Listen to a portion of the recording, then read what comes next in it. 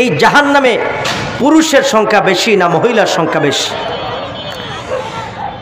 জাহান্নামের মধ্যে পুরুষের চেয়ে মহিলার সংখ্যা বেশি হবে। হাদিস শরীফে রয়েছে, একবার ঈদের দিন নবীজি সাল্লাল্লাহু আলাইহি ওয়াসাল্লাম মহিলাদেরকে উদ্দেশ্য করে বলতেছেন, ইয়া মাশারান নিসাই তাসাদদাকনা, ও আমার উম্মতের মহিলারা শোনো, আল্লাহর রাস্তায় বেশি বেশি করে সদকা করো, কেননা আমি জাহান্নামের মধ্যে পুরুষের চেয়ে তোমাদের সংখ্যা বেশি দেখেছি। সাহাবারা বলতেছে, লিমাদা ইয়া রাসূলুল্লাহ, ওগো নবীজি এর কারণ কি? পুরুষের চেয়ে মহিলার সংখ্যা জাহান্নামে বেশি, এর কারণ কি? এবার নবীজি বলতেছেন দুইটা কারণে।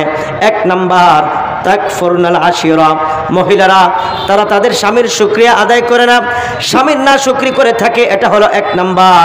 আর দুই নাম্বার হলো তাকসুরনাল লানা, মানুষকে তারা কথায় কথায় লানত দেয়, কথায় কথায় অভিশাপ দেয়।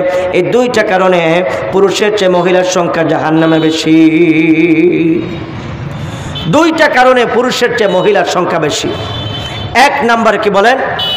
স্বামীর নাশুকরি করে, স্বামীর নাশুকরি করে 20 বছর যাবৎ সংসার ভালোভাবে চলতেছে, কোনো একদিন যদি ব্যতিক্রম হয়, কোনো ঈদে যদি 1000 টাকা দিয়ে যদি শাড়ি দেন, তাহলে কি বলবে? 20 বছর যাবৎ সংসার করতেছি, সুখ কি জিনিস তোমার ঘরে পাইলাম না, বলে কিনা? আর দুই নাম্বার অভ্যাস হলো তাকসুরনাল লানা, মানুষকে কথায় কথায় লানত দেয়, অভিশাপ দেয়, দেখি দেয় না, কিছু হলেই তোর উপর আল্লাহর গজব পড়ুক, তোর উপর আল্লাহর ঠাডা পড়ুক, এইরকম বলে কিনা? এই দুইটা কারণে মহিলাদের সংখ্যা জাহান্নামে বেশি দেখেছেন। আওয়াজ করে সকলে বলি নাউজুবিল্লাহ। মুহতারাম হাজরিন, এবার কিছু চিত্র আমরা শুনব জাহান্নামের। নবীজি যখন মেরাজের রাতে জাহান্নাম দেখার জন্য গিয়েছিলেন, কঠিন কিছু চিত্র দেখেছেন। কি গুনাহ করার কারণে, কি অপরাধ করার কারণে কি শাস্তি দেওয়া হবে, এই হাদিস শুনলে আমরা বুঝতে পারবো ইনশাআল্লাহ। নবীজি সাল্লাল্লাহু আলাইহি ওয়াসাল্লাম যখন জাহান্নাম দেখার জন্য গিয়েছিলেন, এক পর্যায়ে লক্ষ্য করে দেখেন এমন কিছু মানুষ দেখা যায় যাদেরকে ফেরেশতারা বিশাল বড় পাথরের মাধ্যমে মাথার মধ্যে আঘাত করতেছেন।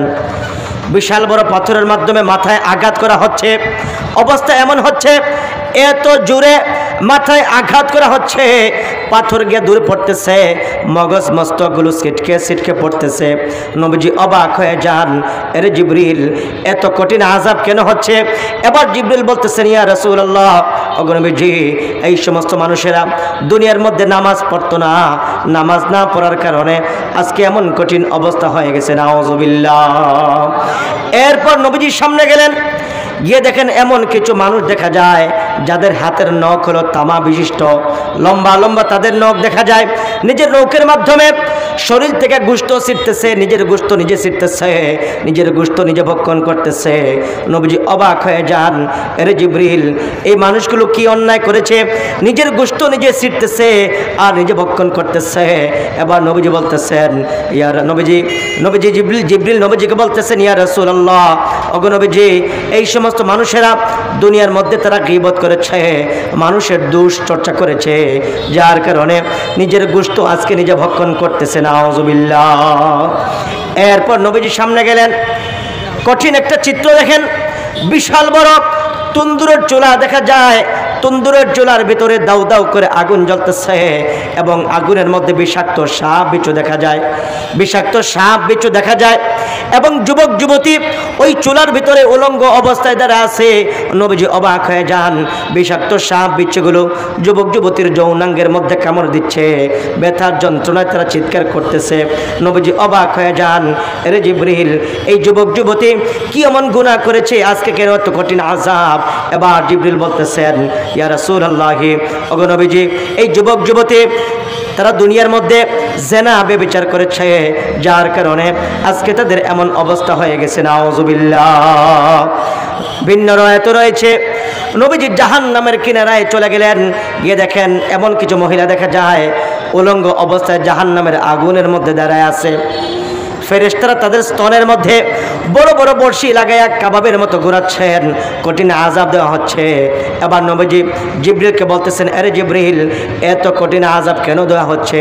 এই মহিলারা কি এমন গুনাহ করেছে? এবার জিবরিল বলতেছেন, ইয়া রাসূলুল্লাহ, ওগো নবীজি, এর কারণ হলো এই সমস্ত মহিলা দুনিয়ার মধ্যে তারা বেপর্দা চলাফেরা করেছে, মানুষকে তাদের প্রতি আকৃষ্ট করেছিল, যার কারণে আজকে তাদের এমন কঠিন আযাব হচ্ছে। নাউযুবিল্লাহ।